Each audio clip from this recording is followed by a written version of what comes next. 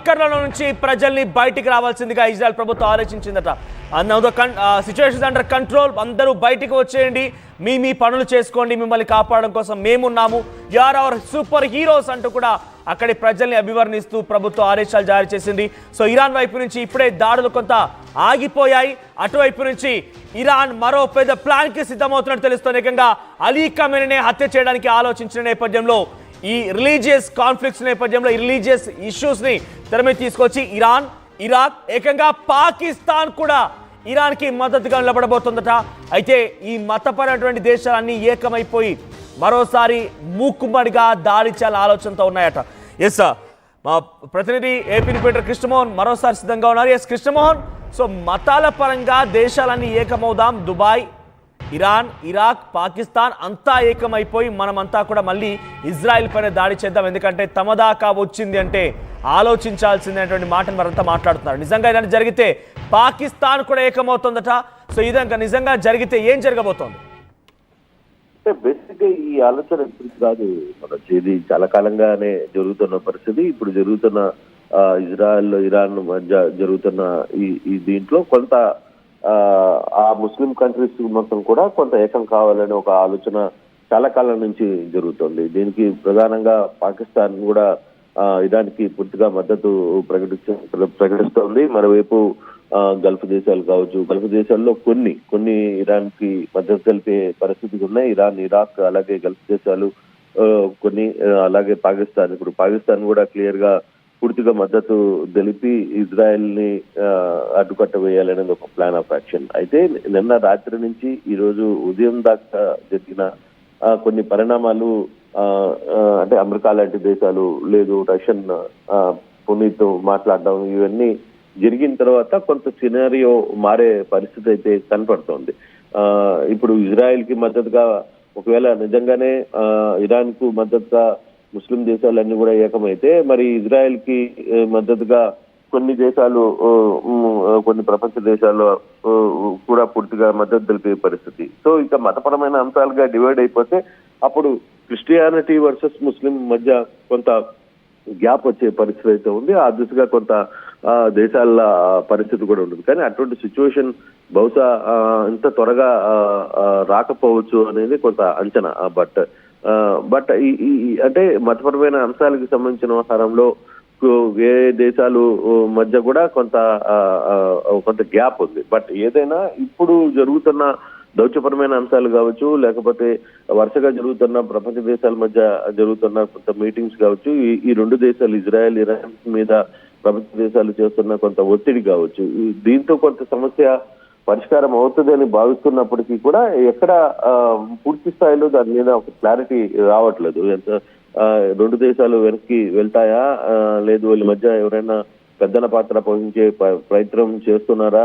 మరోవైపు ట్రంప్ నిన్నటి నుంచి మీరిద్దరు వెనక్కి వెళ్ళడం మంచిది, ఇరు దేశాలకి మంచిది అని చెప్పి ట్రంప్ చెప్తున్నప్పటికీ కూడా, కానీ రాత్రి జరిగిన దాడులు కావచ్చు, ఈ రోజు తెల్లవారుజామున జరిగిన దాడులు కావచ్చు, కొంత పెద్ద స్థాయిలోనే ఈ దాడులన్నీ కూడా జరిగాయి. సో అటువంటి పరిస్థితుల్లో ఇప్పుడు మనం మాట్లాడుతున్నట్టు మతపరమైన అంశాలని ధ్యేయంగా పెట్టుకుని దేశాలు ఆయా మతపరమైన ఉన్న దేశాలకు మద్దతు తెలిపే పరిస్థితి ఉంటుందా అనేది కూడా ఒక చర్చ జరుగుతోంది. మరి ఒకవైపు ఇరాన్ కి ముస్లిం దేశాలని మద్దతు తెలిపితే మరి ఇజ్రాయెల్ కి ఎవరు మద్దతు తెలుపుతారు అనే ఒక చర్చ ఖచ్చితంగా వస్తుంది. అప్పుడు ఆ దిశగా అన్ని దేశాల్లో కొంత ఎక్కువ శాతం ఉన్న ఇజ్రాయెల్ కి ఎక్కువ మద్దతు జరిగే పరిస్థితి ఉంటుంది. సో అటువంటి పరిస్థితుల్లో ఉన్న సిచ్యువేషన్ ని కంట్రోల్ చేయడానికి ఇప్పటికీ ప్రపంచ దేశాలు అయితే చాలా వరకు ముందుకు వస్తున్నాయి. ఇప్పుడు ఇరు దేశాలకి మాట్లాడుతున్నారు,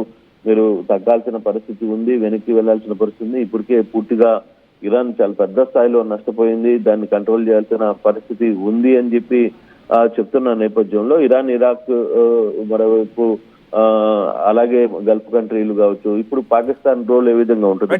ఒక్కసారి పాకిస్తాన్ ఎటువంటి సపోర్ట్ ఇస్తుంది? పాకిస్తాన్ చెప్తున్న మాట ఏంటి? పాకిస్తాన్ డిఫెన్స్ మినిస్టర్ ఖ్వాజా ఆసిఫ్ ఈ విషయం పైన మాట్లాడుకొచ్చారు. ఒకసారి గతంలో కూడా డిఫెన్స్ మినిస్టర్గా ఉన్నటువంటి ఆయన ఇరాన్కి సపోర్ట్ ఇస్తున్నారని చెప్పి మాటల్లో మాట్లాడుకొచ్చినటువంటి ఆ మాటలు కూడా పెద్ద ఎత్తున చర్చకు దారితీస్తాయి. ప్రపంచవ్యాప్తంగా అసలు మతపరంగా ఏ రకంగా దేశాలు ఏకమవుతున్నాయని ఒక చర్చకు దారితీస్తే మరోసారి ఆయన ఇరాన్కి సపోర్ట్ ఇస్తున్నాను అన్నట్టుగానే మాట్లాడుకొచ్చారు. ఒకసారి ख्वाजा आसिफ ఏం మాట్లాడారో చూద్దాం.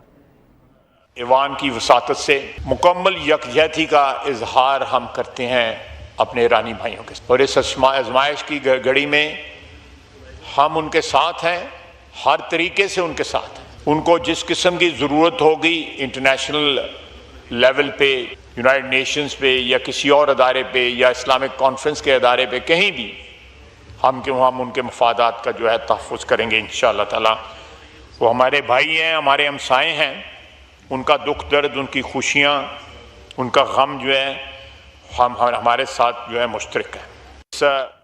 వాటి చూసారు కదా, వాళ్ళ బాధ, దుఃఖం, సంతోషం అన్నీ మేము పంచుకుంటాం. మా సోదరులు ఇరాన్ ఇబ్బంది పడుతుంటే మేము చూస్తూ ఊరుకోలేం.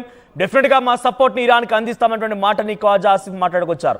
సో మరి ఇక్కడ ఉగ్రవాద దేశంగా పేరున్నటువంటి పాకిస్తాన్ మరోసారి ఇరాన్కి పూర్తిగా మద్దతునిస్తోంది అంటే ప్రపంచ దేశాలు ఎలా చూడాల్సిన అవసరం ఉంది. ఇటు పాకిస్తాన్కి మొన్న మధ్య ఇండియా భారత్ నేపథ్యంలో యుద్ధం తర్వాత కొంత డీఎస్కలేషన్ కోసం అటు అమెరికా సంప్రదింపులు జరిపిందని ఏకంగా డొనాల్డ్ ట్రంపే చెప్పుకొచ్చారు. మరి అటువంటి సిచ్యువేషన్లో ఇప్పుడు మరి ఇజ్రాయెల్కి సపోర్ట్గా నిలబడ్డ అమెరికా అటువైపుగా పాకిస్తాన్ ఇరాన్కి సపోర్ట్ చేస్తుంటే ఎలా చూస్తున్నా చూడాల్సిన అవసరం అయితే ఉంది. ఎస్ కృష్ణమోహన్, సో ఇది సిచ్యువేషన్.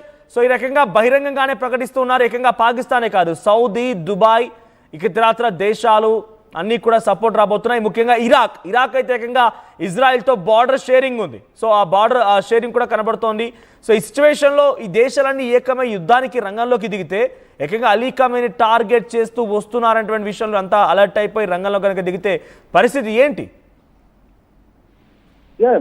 అంటే కొత్త దేశాల మధ్య ఈ విధంగా కానీ పరిస్థితి కానీ ఉంటే మూడో ప్రపంచ యుద్ధం ఖచ్చితంగా దారితీసే పరిస్థితి కనబడుతుంది. కానీ అటువంటి సిచ్యువేషన్ రాదు, అంత సిచ్యువేషన్ అంత ఈజీగా వచ్చే పరిస్థితి లేదు.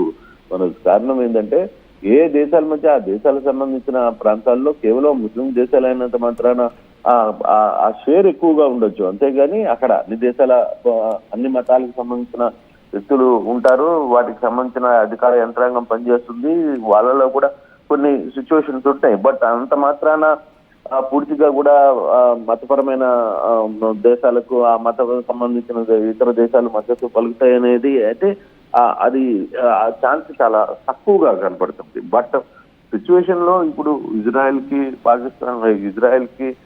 ఇరాక్కి జరుగుతున్న వారిలో ఇరాన్కి పాకిస్తాన్ కావచ్చు, లేకపోతే ఇతర ముస్లిం దేశాలు మద్దతు పలకొచ్చు అంతవరకే. కానీ పూర్తి స్థాయిలో ఇది యుద్ధానికి చేసేంత పరిస్థితులు, యుద్ధం జరిగే అంత సిచ్యువేషన్ అయితే బహుశా ఉండకపోవచ్చు అనేది నాకు అర్థమవుతుంది. బట్ ఉన్న పరిస్థితులు చూస్తున్నప్పుడు మాత్రం ఇప్పటికీ ఇరాన్కి ఇజ్రాయెల్కి మధ్య జరుగుతున్న ఈ వ్యవహారంలో కొంచెం కూల్ డౌన్ చేయాలి అనేది చాలా క్లియర్ గా అనుకుంటున్నారు. ఆ దిశగానే ఈ రెండు దేశాల మధ్య కొంత ఒత్తిడి అయితే ఇక ఈ రాబోయే 2 రోజుల్లో ఖచ్చితంగా అగ్రరాజ్యాలన్నీ కూడా దీని మీద ఒత్తిడి చేసే ప్రయత్నం ఖచ్చితంగా చేస్తాయి. ఆ దిశగానే ముందుకు వెళ్ళబోతున్నా అనేది స్పష్టమవుతుంది. Manoj, right, thank you Krishnamohan. So ప్రస్తుతానికి ఇంకా ఈ దాడులు కొనసాగుతున్నాయి. దాడిలోకి అటు రష్యా కూడా ఇరాన్ సుప్రీం లీడర్ అలీ ఖమేనీకి హెచ్చరించినట్టు తెలుస్తోంది. నేను ఆల్రెడీ మాట్లాడాను, మీ యొక్క సిచ్యువేషన్ అండర్ కంట్రోల్లో లేదు, మీ చేతుల్లో ఏం లేదు, ఇప్పుడు కూడా మీరు వెంటనే డీఎస్కలేషన్ వెళ్ళిపోండి, శాంతి కోసం ప్రయత్నం చేయండి, నెగోషియేషన్ స్టార్ట్ చేయండి, ఇజ్రాయెల్తో మీరంతా కూడా యుద్ధాన్ని ముగింపు పలుకోండి, ఇప్పటిదిప్పుడు మీరు ఏం చేయలేరు, మీరు ఒక దీనావస్థలో ఉన్నారు, అచేతన స్థితిలో ఉన్నారు, అధైర్యంగా ఉన్నారని చెప్పేటువంటి మాటని అటు రష్యా అధ్యక్షుడు Putin Iran super leader Ali ఖమేనీకి చెప్పినట్టు తెలుస్తోంది. ఈ నేపథ్యంలోనే పెద్ద ఎత్తున ఆందోళన కలిగిస్తోంది ఇజ్రాయెల్ ఇరాన్ మధ్య. ఇప్పుడు నేను ఈ లైవ్ చేసేటువంటి సమయానికి కొంత దాడులు ఆగిపోయాయి. మరి దాడి ఆగిపోయిన నేపథ్యంలో ఎటువంటి పరిస్థితి దారితీస్తూ చూడాల్సిన అవసరం అయితే ఉంది. ఇజ్రాయెల్కి సంబంధించిన ప్రజలందరినీ కూడా అర్ధరాత్రి పూర్తిగా తమ పైన దాడి జరుగుతూ ఉంటే వారందరినీ కూడా బంకర్లో ఉండమని చెప్పింది. దీంతో పాటుగా ఇరాన్ ఒక సంచలన విషయం గుర్తించింది. ఇరాన్ భూభాగంలోనే ఒక 3 అంతస్తుల భవనంలో డ్రోన్ల తయారీ ఫ్యాక్టరీ ఉందట ఇజ్రాయెల్ది. అయితే తమ భూభాగంలో ఉండి తమ దగ్గరే డ్రోన్లను తయారు చేసి తమ పైనే ప్రయోగిస్తున్న విషయాన్ని ఇరాన్ గుర్తించిందట. త్వరలోనే ఆ ఇజ్రాయెల్కి సంబంధించిన డ్రోన్ ఫ్యాక్టరీని పూర్తిగా అంతమొందించేటువంటి లక్ష్యంగా ఇజ్రాయెల్ ముందుకు వెళ్తోంది. సెంట్రల్ చాలా అర్బన్ ఏరియా అటువంటి టెల్ అవీవ్ ప్రాంతంలో ఇజ్రాయెల్ పైన ఇరాన్ దాడి చేసింది. సుమారుగా 14 మంది మరణించారు ఇప్పటివరకు ఇజ్రాయెల్లో ఇరాన్ దాడి పైన. అటు ఇజ్రాయెల్ చేసిన దాడి క్రమంలో ఇరాన్లో సుమారుగా 250 మంది మరణించగా సుమారుగా 1300 మంది చాలా తీవ్రంగా గాయాలైపోయి ఆసుపత్రిలో చికిత్స పొందుతున్నారు. సో ఈ 250 మందిలో కూడా చాలా కీలకమైనటువంటి సైంటిస్టులు ఉన్నారు, వింగ్ కమాండర్స్ ఉన్నారు, ఆ తర్వాత ఆర్మీ చీఫ్ ఉన్నారు, ఎయిర్ ఫోర్స్ చీఫ్ ఉన్నారు. సో వీరంతా కూడా అచేతన స్థితిలోకి వెళ్ళిపోయారు. చాలా కీలకమైనటువంటి అధికారులు, సైంటిస్టులు, army chief, air force, at the same time political adviser Ali Shamkhani కూడా మరణించిన